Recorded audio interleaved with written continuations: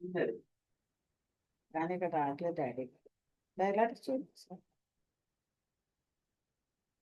చూడరా. ఏయ్ ఒక నిమిషం ఆగు. ఇలా రాదండి. కళ్ళ కాదు. ప్రభునందు ప్రియ విశ్వాసులారా, పరిశుద్ధులైన యేసుక్రీస్తు శుభనామమున కూడి వచ్చిన సంఘానికిని ప్రియమిత్రులకును ఈ సాయంకాలపు వందనాలు తెలియజేసుకుంటున్నాను. విశ్వాసుల్లో కూడా కొన్నిసార్లు వైఫల్యాలు లేక తప్పిదాలు జరుగుతూ ఉంటాయి. అయితే వాటిని దేవుడే విజయవంతంగా వైఫల్యాలను విజయాల కింద మారుస్తాడు. దీని మీద మనం ఈరోజు ధ్యానం చేయబోతున్నాం. Believers failures and success. మనం ఎక్కువగా వాక్యాలు చెప్పుకునేది మన బిలీవర్స్, మన విశ్వాసులు ఆధ్యాత్మిక అభివృద్ధికని గమనించుకోండి. యెషయా గ్రంథం 42వ అధ్యాయము 3వ వచనంలో he will not crush the weakest reed, బలహీనమైనటువంటి రెల్లును విరిచేయడు ఆయన.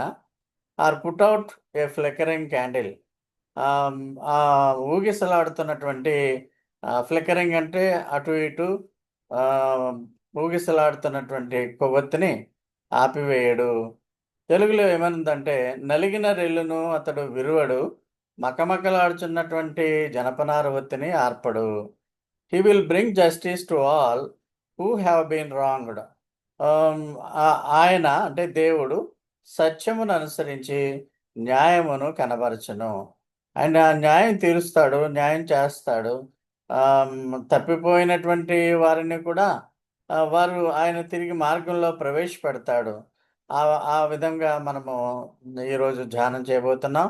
ఆ విధంగా సహోదరులు ఎవరైనా తప్పిపోయేటువంటి విధానంలో ఉన్నప్పుడు, లేక పాపములో ఉన్నప్పుడు మన సహోదరుల గురించి, సోదరీమణుల గురించి మనం ప్రార్థన చేయవలసి ఉన్నది. చాలామంది సిటీస్లో ఉంటారు కాబట్టి రెల్లు అంటే మీకు చాలామందికి తెలియదు.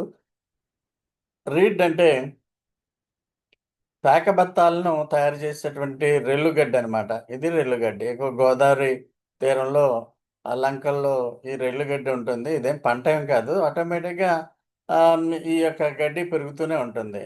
సాధారణంగా ఇది కొన్నిసార్లు సంగీత వాయిద్యాలు ఉత్పత్తి చేయడానికి కూడా ఈ కర్రలు, సన్నని కర్రలు ఉపయోగిస్తారు. పేకబెత్తాలను కొట్టడానికి కూడా అటువంటి విధానంలో మన వైపు వాడతారు.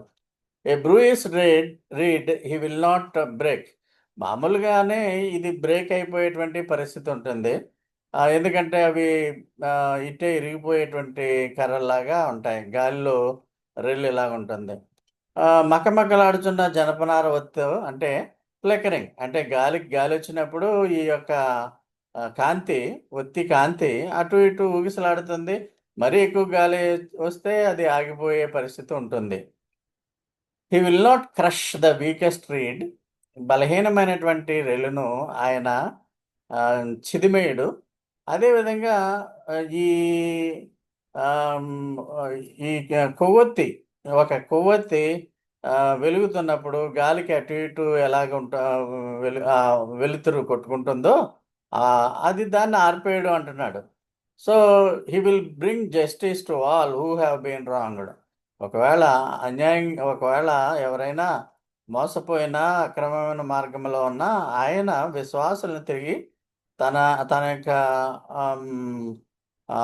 ఆస్తిగా మళ్ళీ తిరిగి చేర్చుకుంటాడు. నీతిమంతుడు పలుమార్లు పడిపోయినప్పటికీ వాడు తిరిగి లేస్తాడు. 7 మార్లు పడిపోయినా తిరిగి లేస్తాడని బైబిల్ గ్రంథంలో ఉంది. సో యెషయా గ్రంథం 42:3వ వచనం ఏం తెలియజేస్తుందంటే, విశ్వాసుల పట్ల దేవుని యొక్క కరుణా స్వభావాన్ని, అంటే కఠినంగా ఉండడం, కరుణా స్వభావాన్ని చూపిస్తుంది. మనము నిజంగా బలహీనులమే, దుర్బలము. అంటే మనము వీక్ పర్సనాలిటీసే.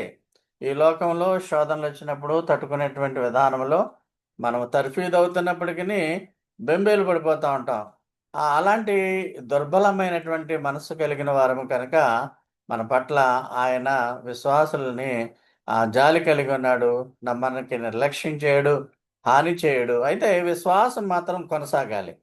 దేవుడు విశ్వాసం మరి కరుణతో న్యాయమును కలుగజేస్తాడు. నలుగు నలుగు నలిగినటువంటి రెల్లును a bruised reed he will not rebreak. నలిగిన రెల్లును అతను విరవడంటే ఆల్రెడీ రెల్లు ఉమ్, బలహీనంగా ఉంటుంది, విరిగిపోయినటువంటి పరిస్థితుల్లో ఉంటుంది, పూర్తిగా తెగిపోయినటువంటి విధానంలో రెల్లు బలహీనంగానే ఉంటుంది. ఈ నలిగిన రెల్లు దేన్ని తెలియజేస్తుందంటే బలహీనమైన అణిచివేయబడిన విశ్వాసాలను తెలియజేస్తుంది. వాళ్ళు ఎంత బలహీనంగా ఉన్నప్పటికీ నాశనం కారు అని గుర్తుపెట్టుకోండి. దేవుడు వాళ్ళని నాశనం చేయడు. రెల్లు గడ్డి ఈ విధంగా ఉంటుంది. అలాగే కొద్దిగా మకమకలాడుతున్నటువంటి కొద్దిగా మండుచున్నటువంటి ఒత్తిని ఆయన ఆర్పేయడు. ఒత్తిని ఆర్పేయడు అంటే దీనికి అర్థం ఏంటంటే దాదాపు మన ఆశలన్నీ కూడా సన్నగిల్లిపోయి ఏ విషయంలోనే సరే నిరీక్షణ సన్నగిలుతూ ఉంటుంటే ఆత్మవిశ్వాసం కలిగి ఉండండి. దేవుడు మిమ్మల్ని లేవనెత్తాడు. మిమ్మల్ని ఆయనేమి ఒత్తి ఆరిపోయినట్లు మిమ్మల్ని ఆరిపోనివాడు ఈ లోకంలో అని ఇక్కడ ఈ విషయం తెలియజేస్తుంది. దేవుడు నమ్మకంగా న్యాయాన్ని కలుగజేస్తాడు. God will faithfully bring forth justice. అన్యాయం చేయబడిన వారు ఈ లోకంలో చాలామంది ఉంటారు. విశ్వాసాలు కూడా అన్యాయం చేయబడుతూ ఉంటుంది. అయితే అర్హమైనది వారికి లభించేలాగా న్యాయవంతంగా నీతివంతంగా ఆయన మన పట్ల ఆయన తప్పనిసరిగా న్యాయము చేకూరుస్తాడు. ఓవరాల్గా 42:3 యెషయా గ్రంథం 42:3లో ఏమి తెలియజేస్తుందంటే ఎస్సెన్స్ ఏం తెలియజేస్తుందంటే దేవునిలాగే విశ్వాసులు కూడా ఆయన ఎంత మన పట్ల మనం బలహీనమైన మనసు కలిగిన వారము, బలహీనులము, అల్ప విశ్వాసులమైనప్పటికీ మన పట్ల కనికరం ఎలా చూపిస్తున్నాడో, మన పట్ల న్యాయము ఆయన తప్పనిసరిగా చేస్తాడు ఎలా చేస్తున్నాడో, మనము కూడా ఈ దుర్బలమైన అంటే బలహీనమైనటువంటి విశ్వాసులు సమాజంలో అందరి దగ్గరికి వెళ్ళమని ఏమంటలేదు. దుర్బలమైనటువంటి విశ్వాసం, బలహీనమైన విశ్వాసాలని మీరు దేవుని ప్రేమ చెప్పిన మీరు వాళ్ళని లేవనెత్తండి, వారికి కూడా మీరు సహాయం చేయండి అని రాయబడి ఉంది. సో మనము రెల్లు గురించి మనం మాట్లాడితే జనరల్గా రెల్లు పూర్వకాలంలో ఒక కలంలాగా సంగీతపు వేణువులాగా ఉపయోగించేవారు. అది పన్నుగా వాడుతున్నప్పుడు రెల్లు అరిగిపోతుంది, పగుళ్ళు వచ్చినప్పుడు అది ఇరిగిపోతుంది, పారవేసి ఇంకో దాంతో మళ్ళా ఇంకొక రెల్లు తీసుకునేటువంటి విధంగా ఇదివరకు చేస్తూ ఉండేవారు. మానవ జీవితాలు కూడా అదే విధంగా పాపం ద్వారా సులభముగా విరిగిపోతాయి, త్వరగా విరిగిపోతాయి. అయితే మన మెస్సియా మనకు ఒక దేవుని మార్గాన్ని మన ముందు ఉంచాడు. మనం ఆయన ద్వారా రక్షింపబడిన వారము కనుక యేసు ద్వారా మనం రక్షణ మార్గంలో ఉన్నాము. యేసు రక్తం ద్వారా సంరక్షింపబడి ఉన్నాము కనుక మనము గుర్తుంచుకోవాలి, పడిపోయినప్పటికీ నాశనమయ్యే విధంగా మన జీవితాలు ఉండవు.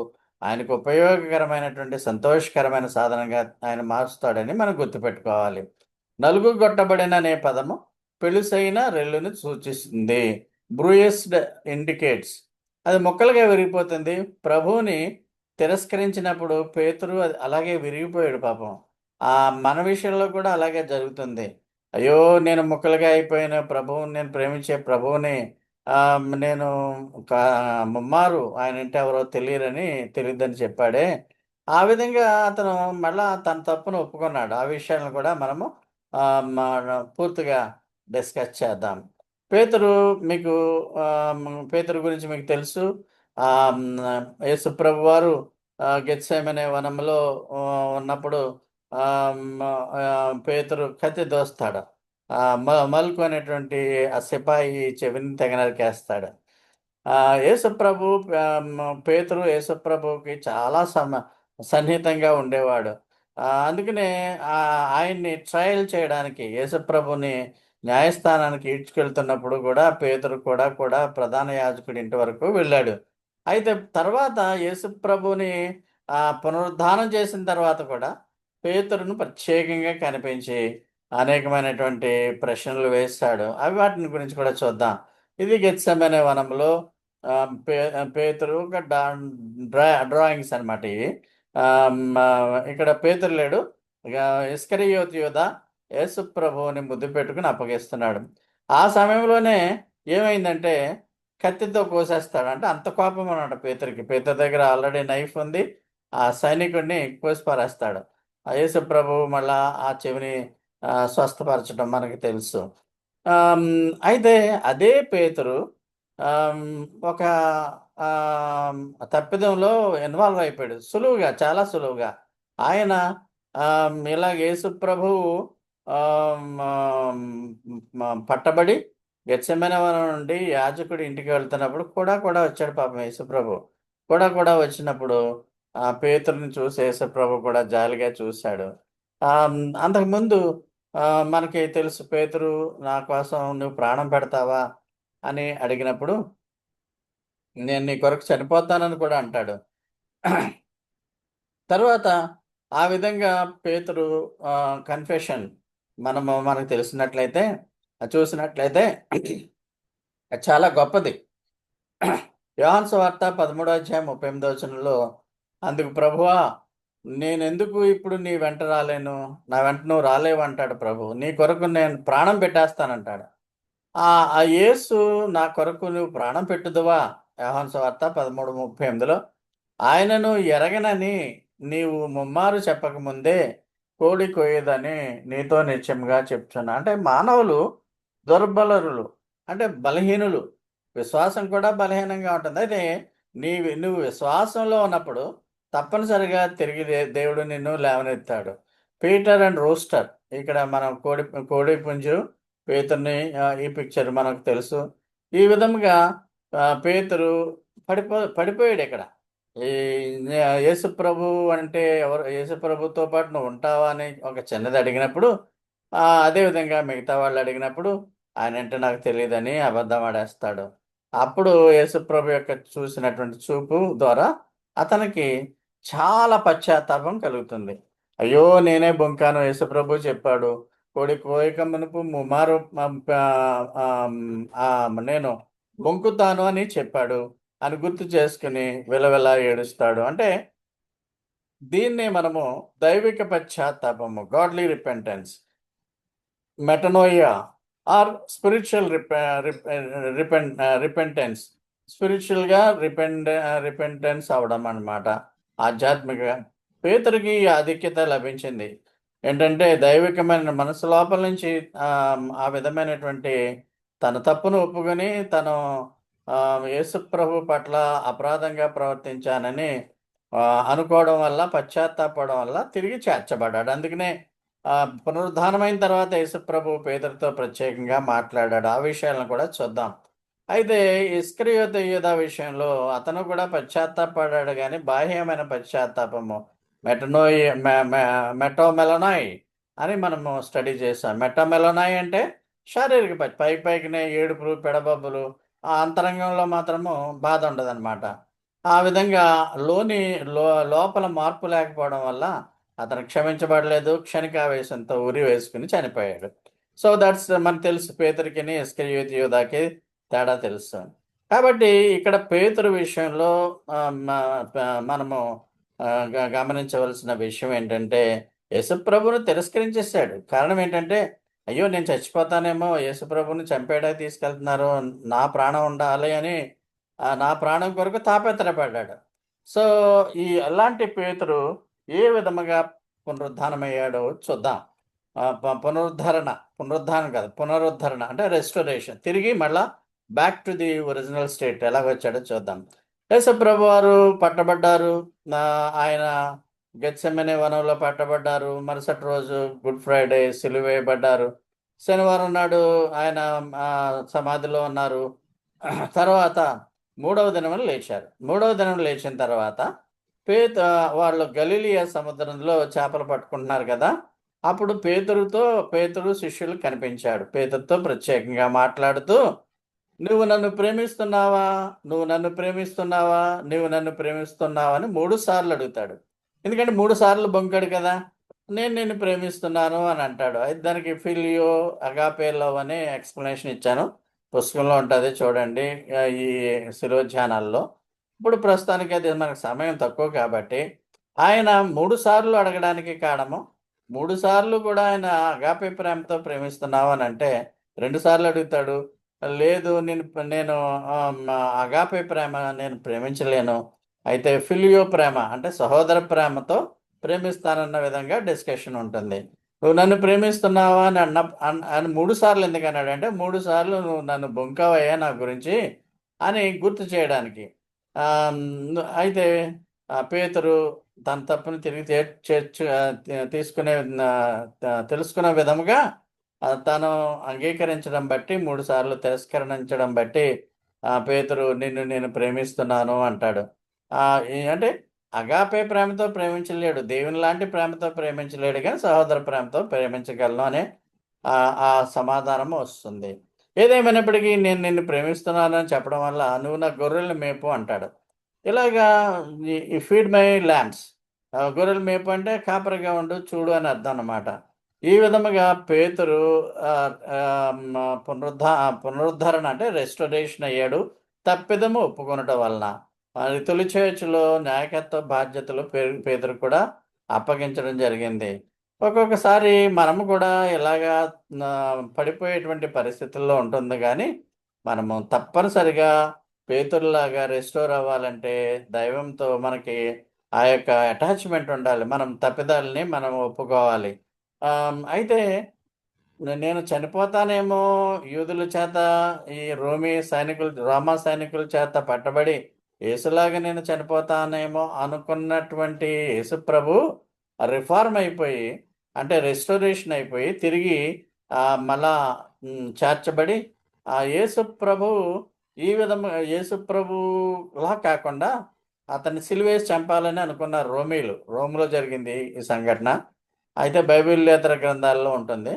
పేతురుని తలకిందులుగా పేతురు అడిగాడంట, నా నా నా ప్రభువు మామూలుగా సిలువ మీద చనిపోయాడు, ఆయనలాగా నేను చనిపోకూడదు, ఇంకా కఠినంగా తలకిందుల్లాగా వేలాడదీసే విధంగా నన్ను సిలువ వేయండి అని చెప్పి ఆ విధముగా సిలువ మీద తలకిందులుగా, అంటే అప్ సైడ్ డౌన్ అనమాట, టర్టిల్ అంటారు దాన్ని. ఆ విధంగా పేతురు చనిపోయాడు. అంటే ఒకప్పుడు ఈ విషయాలు ఎక్కడుంటాయంటే అపోక్రిప అంటే బైబిల్లో పెట్టకుండా ఉండేటువంటి గ్రంథాలు.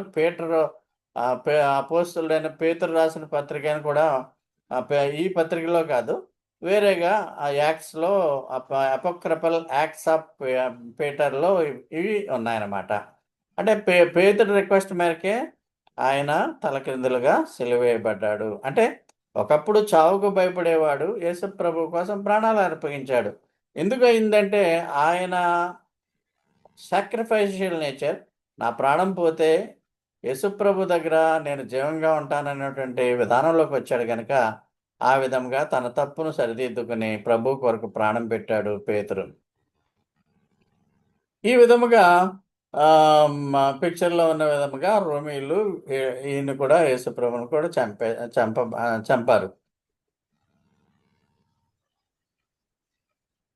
రెండవ ఉదాహరణ, మార్కు సువార్త రాసినటువంటి సువార్తికుడు పేరు జాన్ మార్క్. యాక్చువల్గా జాన్ మార్క్ రాసిన మార్కు సువార్తను మార్క్ సువార్త అనడం అలవాటు.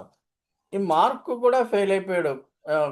ఎలా ఫెయిల్ అయ్యాడు, ఎలాగా విజయం పొందాడు అన్న విషయాలు మనం చూస్తున్నప్పుడు, ఏ విధంగా మళ్ళీ మార్కు సువార్త యేసు ప్రభు యొక్క ఆయన జీవితం గురించి, దైవపు మాటల గురించి జాన్ మార్క్ ఎలా చెప్పగలిగాడు, ఒకసారి పడిపోయాడట. ఎలా పడ్డాడో చూద్దాం. జాన్ మార్కు మొదట్లో పౌలు గారితోనూ బర్నబాతోనూ ఫస్ట్ మిషనరీ యాత్రకి వెళ్ళాడు. అంటే ఈ మిషనరీ యాత్ర పౌలు ఫస్ట్ మిషనరీ యాత్ర అంటే యెరూషలేములో పుట్టినటువంటి శుభవార్త, అది ప్రపంచం అంతా వ్యాప్తి చేయాలి, మీరు భూదిగంతాల వరకు సువార్తను ప్రకటించండి అనే వార్త చేరాలి. కాబట్టి అపోస్తలుడైన పౌలు తో పాటు అపోస్తలుడైన పౌలు బర్నబాస్తో పాటు జాన్ మార్క్ కూడా వెళ్ళాడు. వెళ్ళి అది ఈ పిక్చర్లో చూపించినట్లు యెరూషలేము నుంచి వీళ్ళంతా యెరూషలేము తర్వాత ఈ సిరియా ప్రాంతంలోకి వెళ్ళి అక్కడి నుంచి అంతియోక నుంచి సైప్రస్ వెళ్ళి పెర్గమా అనేటువంటి పెర్గా అనే ఊరికి వెళ్ళారు. ఐకోనియం, డెర్బీ, లుస్త్రా, సిడియం, యాంటియోక్, ఇవన్నీ కూడా టర్కీలో ఉన్నాయి. అంటే టర్కీకి వెళ్ళారన్నమాట పౌలు ఫస్ట్ మిషనరీ జర్నీ క్రీశకం 44-46లో ప్రభు సిలుమ్రాన్ మీద మరణించి క్రీశకం 33లో చనిపోతే ఇంకొక ఇంచుమించు 8-9 ఏళ్ళకి పౌలు గారు బయలుదేరి వెళ్ళారు. అయితే ఈ టర్కీలో ఈ పెర్గామా, ఐకోనియం, డెర్బీల్లో, లుస్త్రాలో చాలా అపోజిషన్ వస్తుంది. మరి ఏమనుకున్నాడో ఏంటో బర్నబాస్ని అపోస్తలుడైన పౌల్ని చెప్పి పెట్టకుండా వదిలేసేసి ఆ పెర్గా అనే ఊరు నుంచి ఆ పెర్గమాస్ అనమాట పెర్గా గలేషియా అంటే గలతీయులు ఇవన్నీ టర్కీలో ఉన్నాయి. అంతియోక అక్కడి నుంచి చెప్పి పెట్టకుండా ఈ జాన్ మార్క్ వచ్చేసాడు యెరూషలేంకి. ఇందులో చార్ట్లో కూడా మీకు కనిపిస్తుంది పెర్గా నుంచి పంపోస్ నుంచి జెరూసలేం. ఇవన్నీ ఓడల్లోనే రావాలి. అప్పుడు ట్రైన్స్ కానీ ఫ్లైట్స్ కానీ ఏమి ఉండేవి కాదు. పేతురు పౌలు గారు చాలా నిరుత్సాహపడిపోతాడు. ఇతను ప్రభు యొక్క శిష్యుడు కదా, ఎందుకు ఇలా వెళ్ళిపోతాడు? పొజిషన్ గురించి వెళ్ళిపోయాడా, లేకపోతే ఏమన్నా సిద్ధాంతపరంగా నేను ఏమన్నా ఇబ్బంది కలిగించానా అని అపోస్తులైన పౌలు బాధపడతాడు. బర్నబాస్తు అపోస్తులైన పౌలు ఫస్ట్ మిషనరీ యాత్రలోనే వాళ్ళు కొన్ని దేశాలు, ముఖ్యంగా టర్కీ దేశాలు, ఇవన్నీ కూడా సైప్రస్ దేశాలు వెళ్ళడం జరిగింది. ఈ విధంగా ఫస్ట్ మిషనరీ యాత్ర ముగిసిపోయింది. అయితే రెండవ మిషనరీ యాత్ర జరగడానికి మళ్ళా పౌలు బర్నబాసు బయలుదేరారు. బర్నబాసు పౌలు బయలుదేరినప్పుడు బర్నబాసు జాన్ మార్క్ని తీసుకెళ్దాం అంటే పౌలు గారు ఒప్పుకోవడం. ఎందుకు ఒప్పుకోవడం అన్నది మనకు తెలుసు. ఒకసారి నిరుత్సాహపరిచి వచ్చేసాడు, మరి వీడు పనికిరాడేమో అనే ఉద్దేశంతోనో ఎందుకో మొత్తానికి పౌలు గారు డామినేటింగ్ ఫిగర్ లాగా చూస్తున్నాం బర్నబాస్ కంటే. సో పౌలు బర్నబాస్ని కూడా వదిలేసేసి పౌలు శీలలో ఈ సెకండ్ మిషనరీ యాత్రకి బయలుదేరేశారు. సో పౌలు సెకండ్ మిషనరీ యాత్రలో అనేకమైన ప్రాంతాలని వారు కొరింథు పట్టణము ఇవన్నీ తిరిగారు. బర్నబాసు జాన్ మార్క్ని, అంటే డెఫర్ అయ్యి వెళ్ళిపోయినటువంటి జాన్ మార్క్ని తీసుకుని మాత్రం ఒక యాత్రలాగా వెళ్ళాడు. అయితే అపోస్తులుడైన పౌలు రెండవ మిషనరీ యాత్ర గురించి బైబిల్లో చక్కగా రాయబడి ఉంది, కానీ అది యాక్ట్స్ 15వ అధ్యాయములోను 18వ అధ్యాయంలోను రెండవ మిషనరీ యాత్ర గురించి ఉంది. ఈ బర్నబాసు అదేవిధంగా జాన్ మార్క్ ఇద్దరు కూడా వెళ్ళినటువంటి పరిచర్య గురించి బైబిల్లో మరి ఎందుకు వ్రాయబడలేదు. పౌలు యొక్క మిషనరీ యాత్రలో అనేకమైనటువంటి ఉత్తరాలు రాశాడు. ఆ ఉత్తరాలు ఎప్పుడు కూడా మనకి అవైలబుల్గా ఉంటాయి. ఇవన్నీ కూడా ఎఫెసీయులకు రాసిన పత్రిక, కొలస్సీలకు రాసిన పత్రిక, ఫిలోమోన్కు రాసిన పత్రిక, ఫిలిప్పీలు, 2వ తిమోతి, 1 తిమోతి, ఇవన్నీ కూడా ఈ చార్ట్లో ఉన్నవన్నీ కూడా ఈ క్రైస్తవ జీవన విధానాన్ని నిర్దేశించేటువంటి పత్రికలన్నీ కూడా పౌలు గారే రాస్తారు. మరి బర్నబాస్ ఎందుకు తీసుకోబడలేదో నాకు తెలీదు. బర్నబాస్ గురించి చాలా తక్కువ ఉంటుంది. అయితే గాస్పెల్ ఆఫ్ బర్నబాస్ అని ఉంటుంది, కానీ ఈ బైబిల్లో పెద్దలు అది పెట్టలేదు. అయితే ఇవన్నిటికి మధ్య పౌలు గారు విడిచి వెళ్ళిపోయిన తర్వాత జాన్ మార్క్ని వదిలేసినప్పటికీ జాన్ మార్క్ తను ఎందుకు విడిపోయాడు మిషనరీ యాత్రలు అన్నది ఈ వేదాంత పరమైనటువంటి జ్ఞానం కలిగిన వారు బహుశా ఈ వేదాంతపరమైనటువంటి ఏమన్నా డిఫరెన్సెస్ వాళ్ళిద్దరికి వచ్చాయేమో. లూకా కూడా తెలివైనవాడే, పౌలు తెలివైనవాడే. తెలివైన వాళ్ళు ఎప్పుడు కూడా ఏదో విషయంలో డిఫర్ అవుతారు కదా. సో ఎందుకు డిఫర్ అయ్యారు అన్నది బహుశా వేదాంతపరమైనటువంటి ఏమన్నా ఉన్నాయా, లేక పౌలు గారు కొంచెం ఏమన్నా డామినేట్ చేస్తున్నాడా ఏంటి అన్నది మనకి తెలియదు. అయితే జాన్ మార్కు తనకున్నటువంటి ఆ ఫైర్ని ఆపుకోలేదు, ప్రభు కొరకు సేవను కొనసాగించాడు. పౌలు గారికి తెలిసిపోయింది, ఓహో ఇతను కూడా బాగా సేవ చేస్తున్నాడని. పౌలు గారు ఒకసారి మరి నా దగ్గరికి పంపమని కొలస్సీలకు రాసిన పత్రిక 4:10, 2 తిమోతి 4:9-11లో పంపమని ఆ పెద్దలకి ఏదో ఉత్తరం రాశాడు. అయితే ఇక్కడ మనం గమనించేది ఏంటంటే జాన్ మార్క్ పౌలు నుంచి విడిపోయాడు ఏదో సొంత కారణాల వల్ల. ఆ కారణాలు బైబిల్లో లేవు. అంటే పడిపోయినట్టే లెక్క. ఎందుకంటే పౌలు గారు లాంటి గొప్ప భక్తుడిని వదిలేసి ఉన్నాడు. అయితే పౌలు శీలలు ఆ యొక్క మిషనరీ యాత్ర గురించి రాసినట్లుగా బర్నబాసు జాన్ మార్క్ గురించి రాయలేదు. జాన్ మార్కు సంఘ పరిచర్యలో బాగా అభివృద్ధి పొంది తర్వాత ఆటోమేటిక్‌గా మార్కు సువార్తను రాశాడు. అప్పుడు పౌలు గారికి ఇతను చాలా బాగా వర్క్ చేస్తున్నాడు యేసుప్రభు పరిచర్య అని పౌలు గారే గ్రహించి, అయ్యో! నేను ఎందుకు పంపించేశానని మళ్ళీ తిరిగి బహుశా నా దగ్గరికి వచ్చి కలవమని అన్నట్టుగా బైబిల్‌లో చూస్తున్నాం. సో, మార్కు సువార్తని రాసిన వాళ్ళు జాన్ మార్క్. అది ఆయనకి ఒక ఎస్సెట్. మా సువార్తల్లో జాన్ మార్క్‌ని పెట్టారు. ఒకసారి మరి నువ్వు ఫెయిల్ అయిపోయావు అన్న విధానంలో పౌలు గారు అనుకున్నప్పటికిని తిరిగి అతను రెస్టోర్ అయ్యాడు.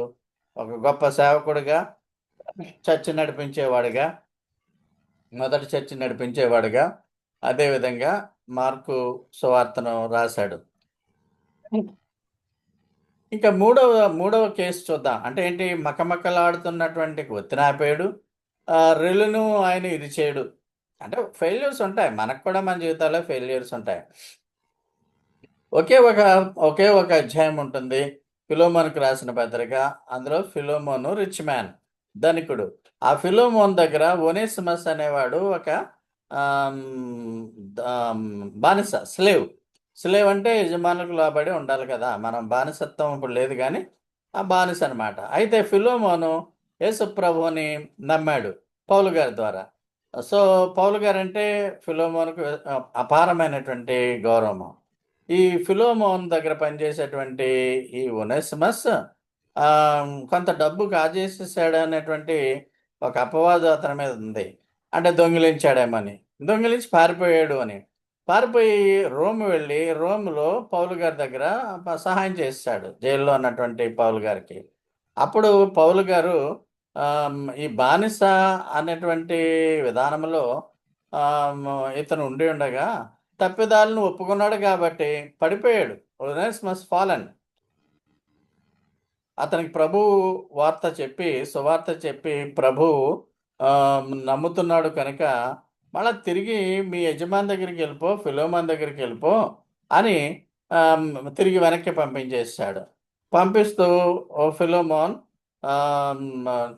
నువ్వే నాకు వచ్చి ఉన్నావు, ఎందుకంటే నీకు నేను యేసుప్రభు వార్త చెప్పాను, యేసుప్రభువులో నడిపించాను. ఈ యొక్క దాసుడును నువ్వు దాసుడుగా కాకుండా ఒక సహోదరులాగా నువ్వు ఇతని స్వీకరించు అంటాడు. స్వీకరించు అని చెప్పి పంపిస్తాడు, ధైర్యంగా వెళ్తాడు. ఈ ఒనేసిమస్ ఈ ఫిలోమోనుకు రాసిన గ్రంథం 1వ అధ్యాయం ఉంటుంది. ఒక వచనంలో ఏమంటాడంటే పౌలు గారు ఏమంటాడంటే, ఒక రైటప్ రాశాడు. ఈ పత్రిక అంతా పౌలే రాశాడు. మునుపు నిష్ప్రయోజకుడే, యూస్లెస్ ఫెలో వీడు, కానీ ఇప్పుడు నాకు ప్రయోజనకరమైన వాడు, ఇప్పుడు యూస్ఫుల్ అంటాడు. అంటే ఎప్పుడు ఎందుకు ప్రయోజకుడు కాదు అంటే, పూర్వము ప్రయోజకుడు కాదు అంటే దొంగతనం చేసేసి లేకపోతే ఏదో హారం చేసేసి యజమానుడికి వ్యతిరేకంగా ఇంట్లోంచి పారిపోయాడు. మళ్ళా వాడిని సేకరించాలని చాలా కష్టం కదా. అయితే మునుపు నిష్ప్రయోజకుడు యేసులోకి వచ్చిన తర్వాత ప్రయోజకుడు అయిపోయాడు. కాబట్టి ఇతను స్వీకరించంటే ఒనేసిమస్ ని, అంటే దాసుడిని, స్లేవ్ని ఫిలోమోన్ అంగీకరిస్తాడు. ఫిలోమోన్ కూడా క్రీస్తు హృదయం కలిగి ఉన్నాడు కాబట్టి, పౌలు గారి ద్వారా రక్షింపబడ్డాడు కాబట్టి, పడిపోయినటువంటి తన స్లేవ్గా కాకుండా అతను బ్రదర్ కింద అతను స్వీకరించాడు. ఒనేసిమస్ కూడా ఒక చర్చ్లో నాయకుడిగా అభివృద్ధి పొందాడు. తన పాపాలన్నీ కూడా క్షమించి చర్చ్లో ఎఫెసస్ సంఘంలో నాయకుడిగా ఎదిగే విధంగా ఒనేసిమస్ ఉన్నాడు. అంటే ప్రభువులోకి వచ్చాక క్షమాపణ ఆయన అడుగుతాము, విమోచన ఇస్తాడు. ఆ విశ్వాసము మనుషుల్లో పరివర్తన తీసుకొస్తుంది. మనం అలాంటి వారమే. అలాగే చాలామంది గలతీయులకు రాసిన పత్రిక 6వ అధ్యాయం 1వ వచనంలో ఏమంటాడంటే, చాలామంది విశ్వాసులు కూడా తప్పిదాల్లో చిక్కుపోతున్నారు. అయితే మీరు స్పిరిచ్యువల్‌గా మీరు ఉన్నారు కాబట్టి, మీరు స్పిరిట్‌తో నివసిస్తున్నారు కాబట్టి, ఆత్మ సంబంధులు కాబట్టి, మీరు జాగ్రత్తగా ఉండండి. మిగతా వాళ్ళు పడిపోతున్నారేమో అన్న విధానంలో వాళ్ళని చూసినప్పుడు, మీరు కూడా శోధనలో పడకుండా చూసుకోండి. అదే విధంగా ఒకవేళ మీ సోదరుడు, మీ చర్చ్‌లో వాళ్ళు లేక మీ బంధువులు క్రైస్తవులే, విశ్వాసులు. అలా పడిపోయిన వాళ్ళకి మంచి మాటలు చెప్తూ ప్రభువులో సాత్వికమైనటువంటి మనస్సుతో మంచి దారికి తీసుకురండి. త్రాగుబోతులున్నారు, సిగరెట్లు కాల్చేవాళ్ళున్నారు, దుర్బలులున్నారు. ఒక రకమైనటువంటి కొన్ని రకాలైన సాతాను ఉచ్చుల్లో పడిపోయినటువంటి క్రైస్తవులుంటారు, విశ్వాసులుంటారు. వాళ్ళందరినీ మీరు బెటర్ పర్సన్‌గా చూస్తున్నాను అంటాడు పౌలు గారు. You are led by the you are you you you live by the spirit. మీరు ఆత్మ ద్వారా మీరు జీవిస్తున్నారు కాబట్టి, మిగతా వాళ్ళకి బంధకాల్లో ఉన్న వాళ్ళ కొరకు ప్రార్థన చేయండి. ఆ బంధకాల్లో ఉన్న వాళ్ళకి విడుదల ఇచ్చే విధంగా మీరు సహాయం చేయండి. వాళ్ళు పడిపోయారు కదా! మీ సోదరులు, మీ కుటుంబంలో కొంతమంది పడిపోయారు. మీ బంధువులు, మీ చర్చ్‌లో కొంతమంది పడిపోయారు. మన చర్చ్‌లో కూడా 26 ఏళ్లలో చూస్తే కొంతమంది పడిపోయి వెళ్ళిపోయారు. మనల్ని వదిలేసి వెళ్ళిపోయారు. అటువంటి విధానంలో మనం కూడా పడిపోతామేమో సత్యాలను వెంబడించకుండా ఈ గాసిప్స్ నమ్మి గాస్పెల్‌కి వెళ్ళిపోతున్నామేమో అనే విధానంలో మనల్ని మనము జాగ్రత్తగా చూసుకోవాలని పౌలు గారే మళ్ళా గెలీషియన్స్‌కి రాసిన పత్రికలో 6వ అధ్యాయం 1వ వచనంలో చెప్తున్నాడు. అందుకనే తాను నిల్చున్నానని అనుకునేవాడు పడిపోకుండా జాగ్రత్తగా చూసుకొనిడి అన్నాడు. అంటే యూషువల్‌గా విశ్వాసులు కూడా మానవులే కాబట్టి దుర్బలురు ఒకసారి కొన్ని బలహీనులైపోతారు, దుర్బలులు అయిపోతారు. అయినా దేవుడు వాళ్ళని నాశనం చేయడు. అర్రెలును విరిచేయడు.